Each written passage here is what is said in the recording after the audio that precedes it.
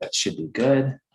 Welcome, everyone, to the presentation on Asia and education abroad. My name is George Agris. I'm the Education Abroad Coordinator for Asia, Italy, and Greece in the Office of International Programs. I'm joined today by my colleague, Christopher Snodgrass, who will be serving as a tech support. Feel free to add any questions or comments you have about the programs we go through into the Q&A box. There's no chat function officially, and captions are available if you need them. Just click on the captions button on the ribbon below. All right, let's jump into it.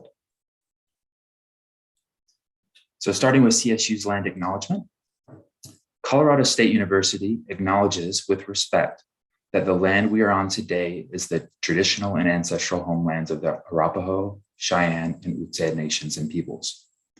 This was also a site of trade, gathering, and healing for numerous other tribes.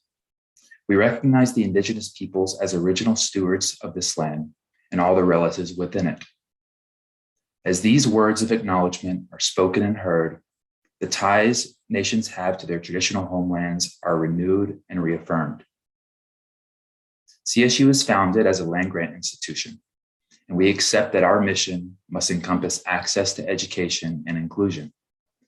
And significantly, that our founding came at a dire cost to Native nations and peoples whose land this university was built upon.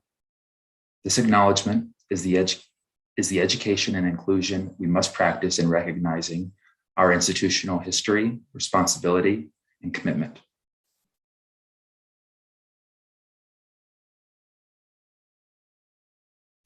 So, like I said, my name is George Agris. I use he, him, and his pronouns. My region that I advise on is Italy, Greece, and Asia. I also manage some faculty-led programs and work with our incoming international exchange students. I studied abroad in Hikone, Japan, or Nihon, and I taught English in Japan after I graduated college from undergrad.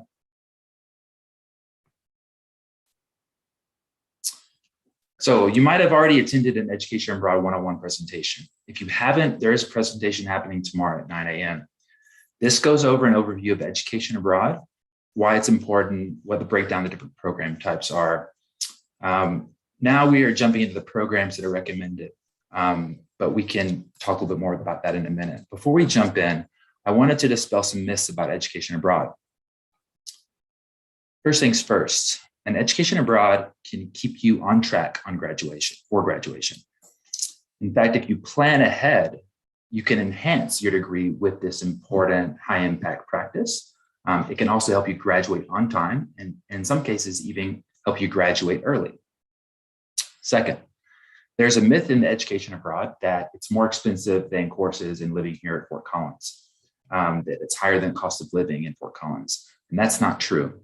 There are expensive options, there are inexpensive options, and many are similar in price to being in CSU, to being at CSU and in Fort Collins for a semester. And some are even less expensive. Third, if you start early and talk about your academic plans with your academic advisor or success coordinator about going abroad, you could fulfill those course requirements without any delay in your grad plan or graduation plan. This could be for courses required for your major, for your minor, or even take an elective credit. We definitely recommend getting started early. Our risk management team has certainly had a busy time since the start of the pandemic. We have an international risk manager that constantly monitors and communicates some of the challenges or risks students face while they're abroad. But by working together with your college and with other professionals around campus, we can foster a successful and safe experience for you. All right, let's look at some numbers and some destinations. So these are the locations of RAMs in Asia over the last 5 years. Top destinations are Japan, China, India, South Korea, and Thailand. You can see there's representation in Bhutan, Cambodia, Indonesia, Mongolia, Nepal, Taiwan, Vietnam, Philippines. And there are programs all over, right? And each has its own unique features and attributes. So feel free to explore all the options and and destinations before settling on a particular one.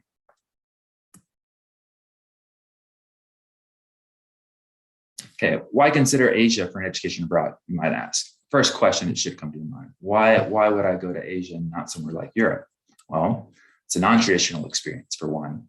I mean, you can go to probably Europe a little bit more easily than you could go to Asia or a country in Asia and experience Asian culture during a very important time of your life when you are very interested in the world and what it looks like, and gaining firsthand experience with the world in a very meaningful way, an intentional way.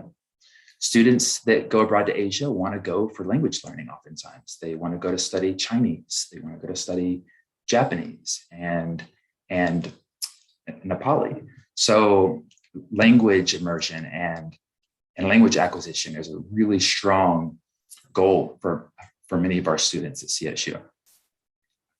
They go for ethnic diversity. They don't want to be around the same kind of people. They want to be around very different cultures from their own. They want to be around people that represent all ethnic and race groups. They go for affordability reasons too. Some of our least expensive programs, top quality, still very high quality. But some of our least expensive programs are located in Asia. So they go for those reasons. And they go also because they understand that there is it's affordable to travel between countries. And travel is that last reason, as you might guess. So let's explore a few countries and some programs students have participated on at CSU.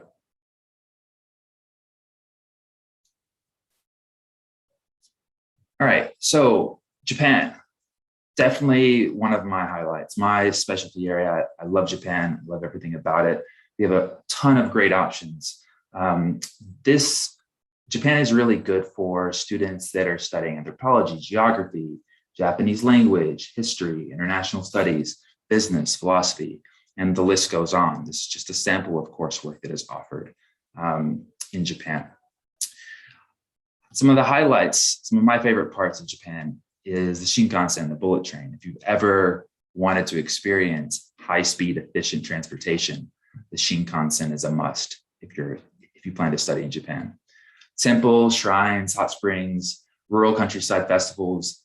This is what Japan sounds like when I think of it. And it's also strikingly similar to Colorado in many respects, which is another interesting phenomenon. Real ramen, food, right? Sushi, if you love sushi, green tea, and too many other foods to count. A lot of great desserts, and just a lot to explore there. Here's a sampling of some programs we offer in Japan. The first one listed is Kansai Gaida University in Hirakata. KGU, or Kansai Gaida, was founded in 1945. It's located in Hirakata. So it's about an hour and a half away from Osaka and an hour and a half away from Kyoto. So right in the middle of traditional Japan in Kyoto and modern day technology commercial hub of Osaka. So you get two really great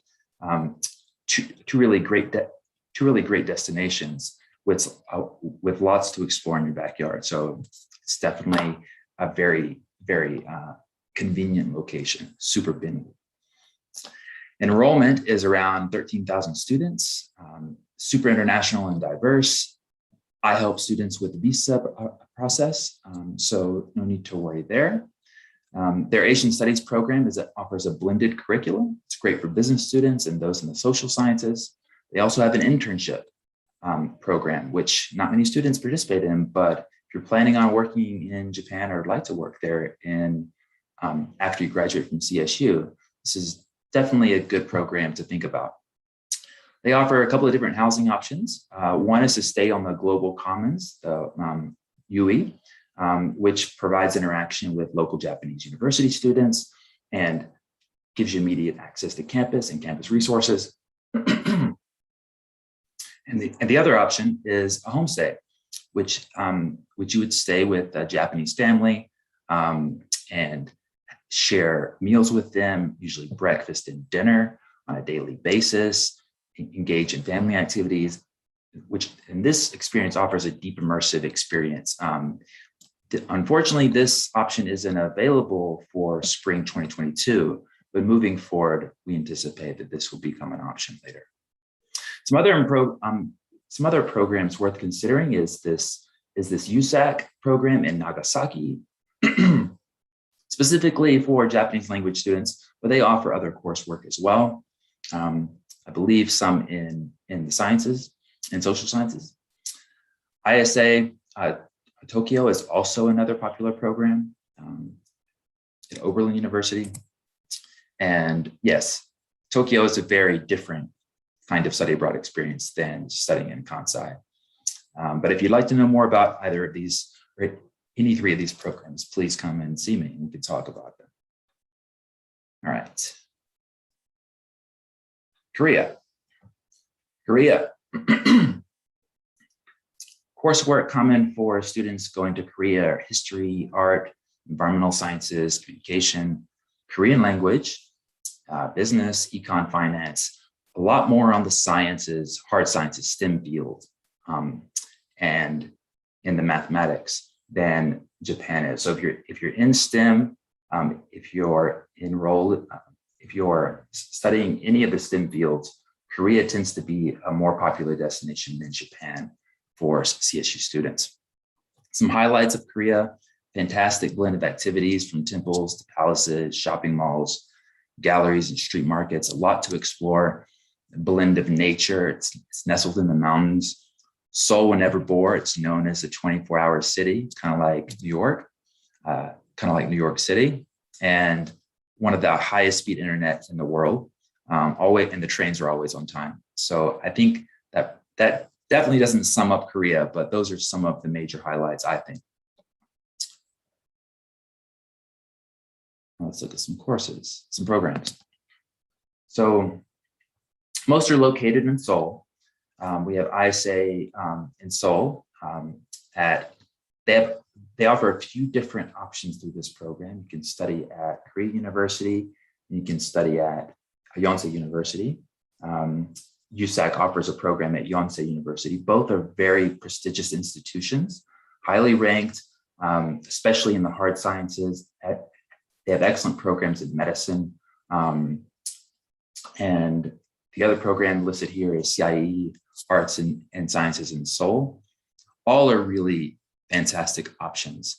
There is one other, most of the options are available only for Seoul, but there is one option to study in Busan if you're interested in not studying in Seoul. But we can explore other options as well, because there are those. And now to China. Very popular for business students studying management and organization and innovation.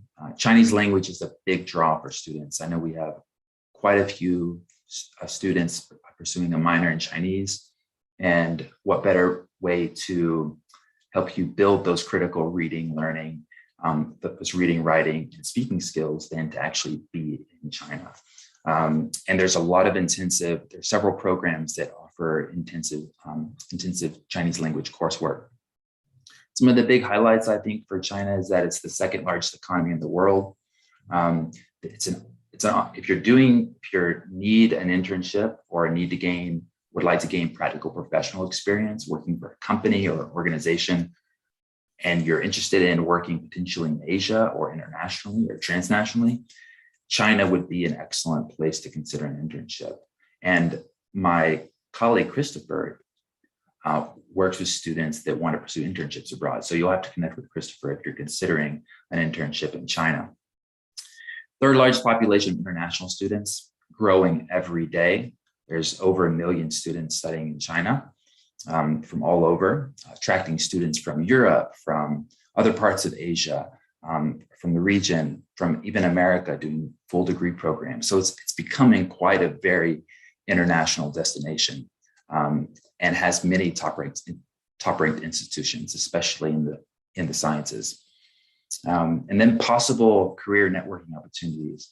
as discussed, like if you were interested in pursuing a career in Asia, almost hands down, China should be top of the list. So some programs we offered, they're in Shanghai, Beijing, Chengdu, and other destinations as well, focusing on that whole panorama of coursework from Chinese language to business, to even our regional studies, international affairs, philosophy, ethnic studies. There's quite a bit of options in China if you're seriously considering programs there. So out of all these, I'm happy to talk with you about any others that you're interested in that aren't even listed on the ones here. There's over 400 programs that we have in our offerings. So if you can't find one, I'm sure we can help you hone in on one that you are interested in and go from there. So over the course of the education abroad process, you'll work with a number of people from CSU. You'll work with me if you're interested in Asia as your CSU Ed Abroad coordinator. You'll also work with your academic advisor or your academic success coordinator. They will help you kind of map out your degree, see where an education abroad and what term is best for you to pursue an education abroad, and what kind of coursework will be able to transfer back and apply towards your degree. And if you're doing a faculty-led program, and none were listed here, we didn't review any today, but there are several faculty-led programs that run in China as well. So we'll have to discuss those. In addition to these three folks, there are several other professionals that you'll interact with over the course of your education abroad journey, including financial aid counselors and registrar's office and many others. But we're all working together to make sure your questions and needs are addressed before, because advanced planning is the best way to make a successful experience.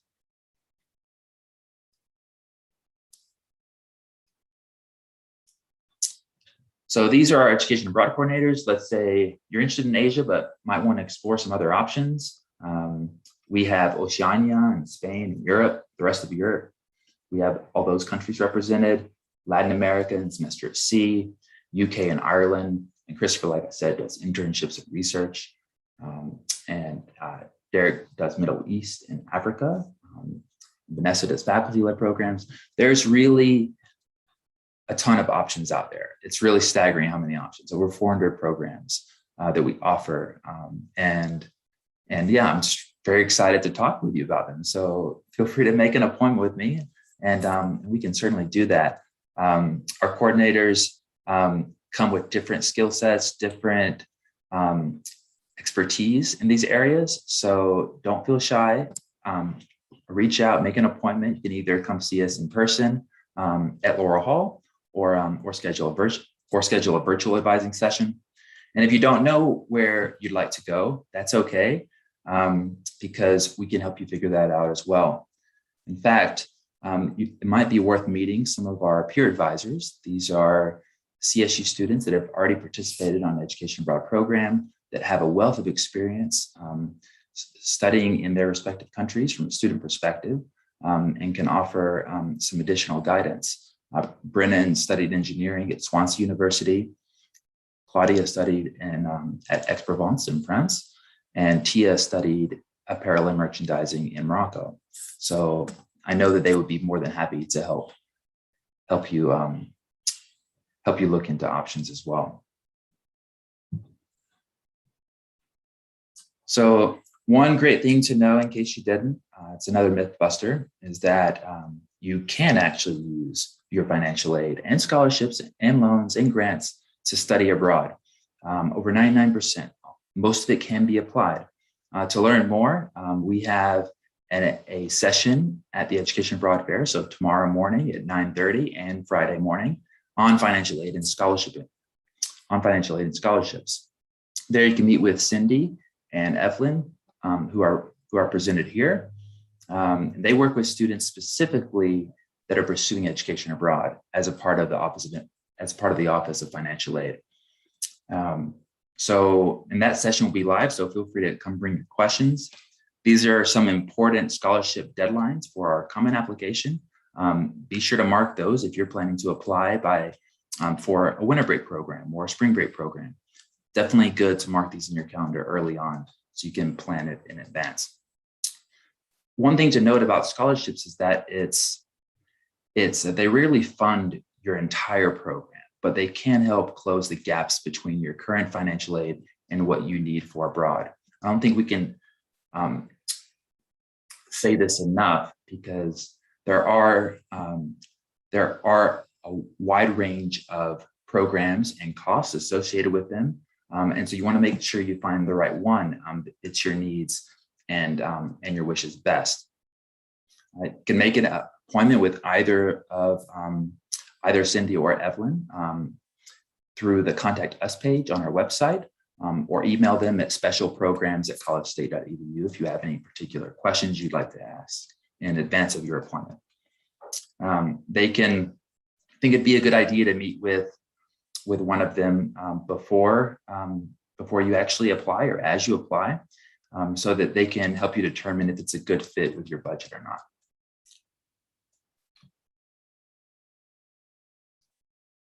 So that's pretty much it, the basics on getting started with the education abroad journey. And here are kind of like the next steps. You don't have to follow these in any particular order, but if you're ready to schedule an appointment with a CSU coordinator, you can certainly do that. Just look us up on the Contact Us page.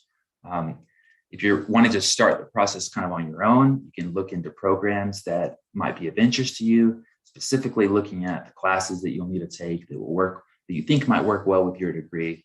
You can do a little bit of that research on your own at first, and then schedule a meeting with your academic advisor or success coordinator and kind of fine tune that course schedule you will need in order to fulfill your degree requirements and stay on track towards graduation. The Start Here page, that's an excellent anchor for you to get a map of the overview of the process to study abroad. So that's a great place to bookmark. Researching programs, as you engage, you can be doing that concurrently as you're reaching out to our office and meeting with different coordinators, meeting with me. You can be researching programs all the time. We recommend starting a year out at least, to give yourself as much time as possible to find the best fit program. And then you're going to meet with financial aid counselor for education abroad as early as you want, even a year out, 6 months out, but definitely good to plan in advance. And then just start applying for programs and scholarships. It's really, really all that simple. We have a number of other sessions coming up. There is an Education Abroad 101 presentation, like I mentioned, and a financial aid and scholarship presentation at 9:30 every morning. So for tomorrow and Friday, still those are available. In addition, if you missed a session or want to learn more, you can head over to Colorado State University International Programs YouTube channel. You can find all the recordings of our sessions over the fair and more there. There's quite a few interesting sessions coming up. You might want to check out the fair schedule to see what strikes your fancy. And we are looking forward to working with you over the course of the year. Please don't hesitate to reach out if you have questions. Go Rams.